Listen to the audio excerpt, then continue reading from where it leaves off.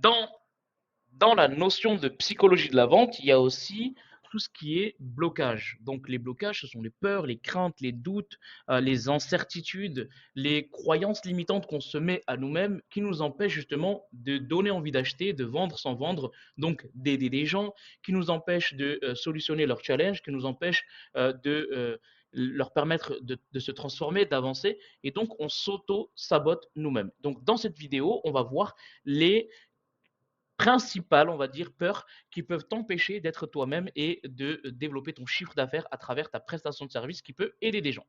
La première, ben forcément, c'est la peur de vendre.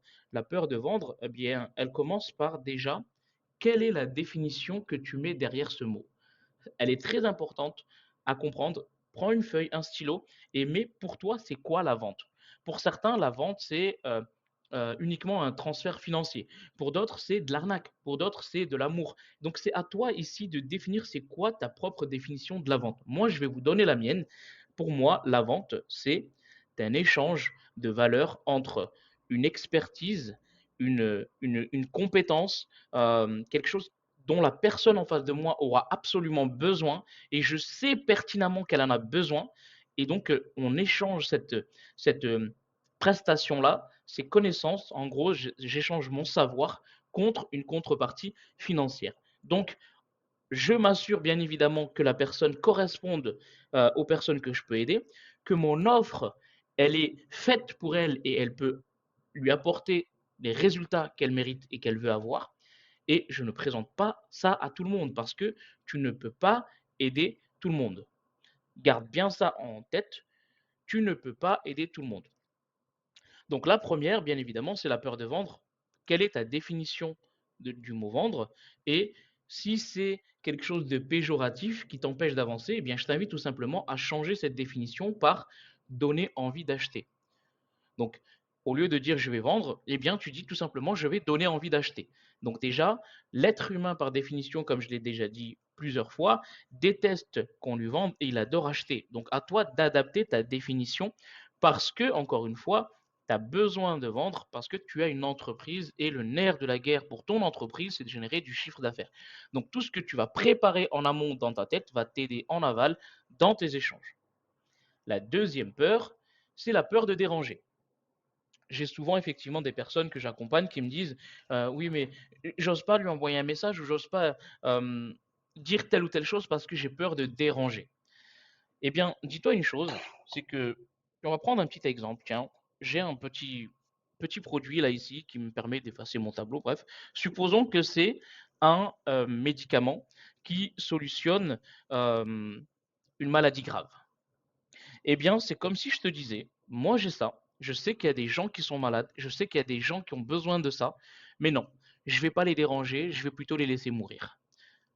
Est-ce que c'est acceptable pour toi de dire ça?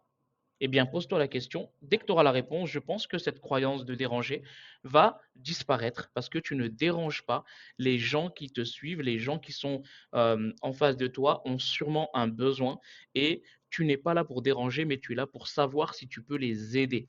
Et c'est complètement différent. Et encore une fois, ça fait partie de ce mental d'acier que tu dois travailler au quotidien pour développer ton entreprise. La troisième peur, c'est la peur de ne pas être à la hauteur. Syndrome d'imposteur, bienvenue, il est là. Alors, si ça peut vous assurer, ce syndrome d'imposteur, il est présent chez tous les êtres humains. Ne pensez pas que parce que certaines personnes ont atteint des dizaines et des centaines et des millions d'euros, ils n'ont pas ce syndrome d'imposteur. C'est faux. Tout le monde a ce syndrome d'imposteur, chacun à son niveau. Et ici, la principale question que tu dois te poser pour éradiquer cette peur de ne pas être à la hauteur, c'est est-ce que ces gens ont besoin de moi? Si tu as au moins, on va dire, plus de 50% de réponses, eh bien, tu sais que tu es à la hauteur. Tu as une expertise, tu as des compétences, tu as une expérience, tu as des années de vécu, tu as déjà peut-être aidé et solutionné même gratuitement certaines personnes. Donc tu sais que tu peux aider ces gens. Ne te mets pas des barrières de penser que les gens sont au-dessus ou sont en dessous ou je ne sais pas quoi, je ne sais quelle croyance limitante tu peux te mettre ici dans ta tête. Mais sache une chose, c'est que toutes les histoires que tu te racontes à toi-même sont les plus dangereuses. Et donc ici déjà, avoir peur de la vente, avoir peur de ne pas être à la hauteur et les autres peurs, ce sont déjà des histoires que tu te racontes à toi-même qui t'auto-sabotent et qui t'empêchent d'avancer. Tu es à la hauteur à partir du moment où tu le ressens dans ton cœur et que c'est le bon moment pour toi et que tu as, encore une fois, le petit produit magique ou la solution qui peut aider des gens à se sentir mieux, à avancer dans leur vie. Et donc, sache que ce syndrome d'imposteur, tu vas le rencontrer à différentes étapes de ta vie et c'est tout simplement t'en tenir à ton pourquoi qui est ferme et à l'envie profonde d'aider des gens. La peur du manque. Aïe, celle-là, elle me plaît bien. Eh bien, généralement, quand j'arrive, et que je présente cette peur, la première chose qu'on me dit, c'est: «Oui, mais Rachid, mon compte bancaire est dans le rouge, je suis dans le manque». Oui, mais plus tu y penses et plus tu seras dans le manque et comme un appel, c'est un transfert de certitude et on le verra aussi plus tard, eh bien, tu vas être dans cette, envie de vendre et non pas envie d'aider et donc la personne va le ressentir et ici, tu as une cassure de la relation de confiance qui va se créer quand tu as cette peur du manque. La peur du manque, il faut tout simplement en fait la travailler. Comme j'ai partagé juste aussi peut-être dans une autre vidéo, je vous ai dit que quand tu as envie de vendre, ça se ressent. Quand tu as envie d'aider, ça se ressent. Mais je vous ai aussi partagé que tu n'es pas demandeur, tu es offreur. Tu n'es pas demandeur, tu es offreur. Donc, tu n'as pas besoin d'argent, tu vas prendre l'argent des gens en échange de ta prestation de service. Et donc, ici, l'un des conseils que je donne forcément, c'est une préparation émotionnelle avant votre appel en se détachant complètement de votre compte bancaire. Évitons aussi de regarder juste le compte bancaire juste avant un appel. Toutes ces choses en fait qui sont inutiles en fait qui vont te permettre de créer cette relation et non pas de la détruire. Détache-toi, plus tu auras envie de vendre et moins tu vendras. Plus tu auras envie d'aider et plus tu vendras. Donc cette peur du manque, à toi de la travailler, de la gérer, mets-la de côté. Sache une chose, c'est que plus tu seras dans le manque, plus ça va se ressentir et plus tu ne vendras pas. Plus tu te détaches du manque, plus tu vas vouloir aider, plus tu vas aider des gens. Au suivant, la peur du non. La peur du non, c'est une peur qui, euh, elle existe depuis que tu es né. Pourquoi? Parce que, eh bien, quand on était à l'école, on nous a tous dit non. Les camarades, les profs, les instituteurs, nos parents aussi, quand on était jeunes, on nous a tous dit non et il y a certains noms qu'on a mal pris. N-O-N, on l'a peut-être sûrement mal pris et donc du coup, en fait, on a cette peur du non. Sauf que le contexte est différent, ta carte mentale doit être différente aussi. Aujourd'hui, un non n'est pas un non définitif. Déjà, un. Deux, la personne qui te dit non, elle te dit pas non à toi, elle se dit non à elle-même. Et donc ici, il faut que tu comprennes une chose, c'est que tu dois te détacher émotionnellement des réponses de tes prospects. Détache-toi émotionnellement. Le non n'est jamais définitif et la personne ne se dit pas non, ne te dit pas non à toi, elle se dit non à elle-même. Elle refuse de céder. Toi, tu n'y es pour rien. Tu auras fait effectivement les choses. Ne prends pas les négations personnellement, mais prends-les plutôt de manière positive parce que eh bien, c'est dommage pour elle et à toi de voir comment tu peux traiter l'objection. Donc, on verra effectivement un peu plus tard comment faire. Détache-toi émotionnellement du non. La peur du rejet, elle rejoint un petit peu la peur du non, sauf qu'elle est un peu plus profonde parce que là, on est dans peut-être des schémas un peu plus ancrés en soi. On a peur d'être rejeté, donc on ne va pas faire telle ou telle action, ou on a peur d'être rejeté, on ne va pas poser telle ou telle question. Eh bien, ici, sache une chose, c'est que quand tu sors d'un appel et que tu as l'impression de ne pas avoir posé les questions ou la question que tu avais envie de poser, c'est que tu n'as pas assez fait ton travail. Et donc ici, cette peur du rejet, elle nous empêche de creuser, de poser les bonnes questions, d'oser aller plus loin pour comprendre la situation de la personne. C'est la principale peur qui nous permet, qui nous empêche plutôt de nous intéresser vraiment profondément à la personne. Donc ici, il faut se détacher de ce rejet. Quoi qu'il se passe, tu dormiras la nuit. Ça ne va pas te tuer. Tu es là pour aider. Donc le rejet, c'est quelque chose qui est normal. Regarde, je vais même te faire une petite analogie. Euh, Quel est toi aujourd'hui ton film ou ta série préférée que tu kiffes mais vraiment un truc de fou? Tape critique plus le nom de ta série sur Google et tu verras à quel point il y a des centaines et des milliers et des millions peut-être même de personnes qui, pour toi, quelque chose qui est magnifique, que tu kiffes, eh bien, est détesté et détestable par les autres. Tout est rejeté. À toi de ne pas en faire justement un attachement émotionnel et de rester sur ta zone de confort, ta zone d'expertise, c'est d'aider des gens à changer leur vie, à se transformer. Et donc détache-toi et ne prends rien personnellement. On va aborder dans cette deuxième partie de vidéo la confiance en soi et l'estime de soi dans le contexte, bien évidemment, de la vente. Parce que la confiance en soi et l'estime de soi, c'est tellement vaste, mais ici, on va vraiment se focaliser sur la vente. La première étape pour vendre avec confiance, c'est de croire en vous-même. L'estime de soi est le fondement, donc c'est un fondamental d'une vente réussie. Eh bien, la première question que moi je te poserai ici, tu es face à ton écran ou à ton smartphone qui regarde cette vidéo, est-ce que tu t'aimes? A-I-M-E. Est-ce que tu te kiffes? Oui ou non? Si la réponse est non, eh bien sache une chose aussi, c'est que ce transfert d'amour, de manque d'amour envers toi-même, de manque d'estime envers toi-même va se ressentir. Et donc, il faut que ça se travaille.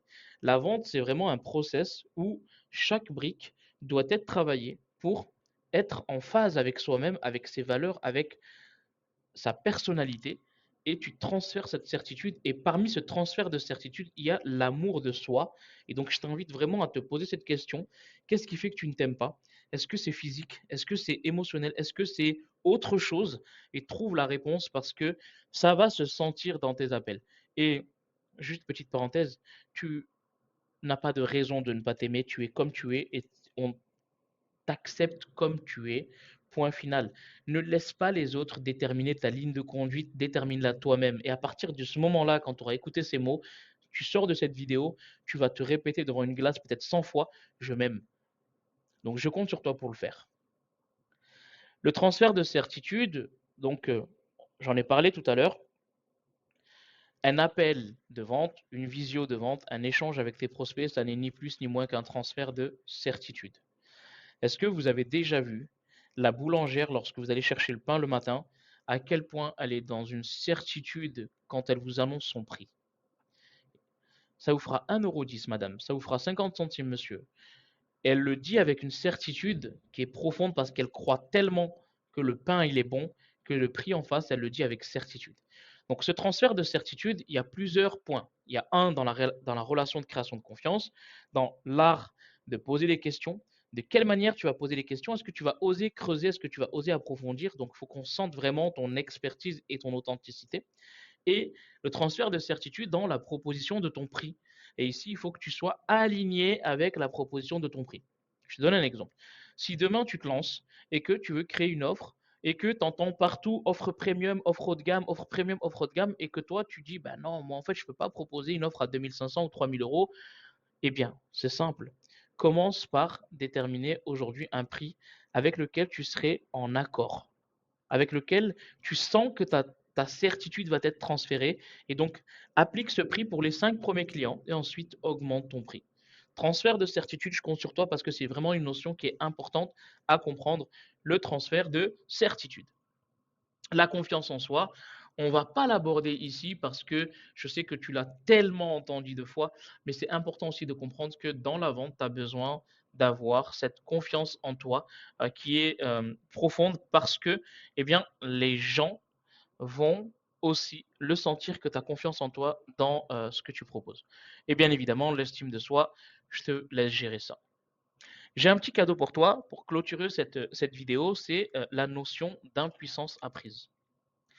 Elle est méga importante et j'aimerais vraiment te faire part de ce cadeau en quelques mots seulement. L'impuissance apprise, c'est que ta carte mentale actuelle, tu peux la changer. Mais pourquoi je te partage ça? Parce que on nous a transmis des choses 3 mois avant la sortie du ventre de notre mère jusqu'à l'âge de 7 ans. On est dans un mood qu'on appelle l'enregistrement de toutes choses, émotionnelles, autres, etc. La relation qu'avaient père-mère, parents, enfants, frères et sœurs, environnement, voisins, école, toutes ces choses-là. Et c'est allé jusqu'à ta majorité, bien évidemment, par derrière, mais le plus important, ça a été ces 7 premières années et 3 mois. Eh bien, toutes ces choses qu'on t'a apprises, euh, on t'a pas appris aussi à les désinstaller. On t'a pas appris à désinstaller des croyances pour réinstaller des croyances. Je vous donne un exemple. Un éléphant, euh, il y avait plusieurs éléphants et ils avaient une seule chaîne pour attacher le pied d'un éléphant pour pas qu'il s'en aille. D'accord? Et donc, l'éléphant grandit. Quand il est enfant, quand il est tout bébé, on l'attache avec une chaîne pour pas qu'il s'enfuit, pour pas qu'il s'en aille. Et quand il est enfant, forcément, il n'a pas de force. Et donc, du coup, même s'il tape sur sa jambe, il n'arrivera pas à casser la chaîne qui est en fer, en métal. Et donc, dans sa tête, je ne peux pas casser la chaîne. Et donc, même s'il grandit, il a une force immense et qu'il sait qu'avec un seul coup, il peut casser la chaîne, il a tellement essayé quand il était enfant et bébé que il se dit, ça y est, pour lui, sa croyance, c'est la chaîne, je ne peux jamais la casser. Parce qu'on lui a ingurgité, on lui a installé cette croyance limitante, alors que quand il grandit, en fait, il peut juste en un seul coup la casser. Mais ça, il ne le sait pas. Eh bien, c'est la même chose pour toi qui écoutes cette vidéo. L'impuissance apprise, tu peux la désapprendre. Tu peux changer cette carte mentale de toutes les choses et les croyances limitantes qu'on t'a appris quand tu étais petit, et ça va avoir un effet énorme dans ta manière de vendre, dans ta manière de donner envie d'acheter. Et justement, toutes ces petites croyances qu'on t'a apprises, tu peux les désinstaller, tu peux changer et ça va te servir dans la vie de tous les jours. Je te retrouve dans une prochaine vidéo. Salut à toi.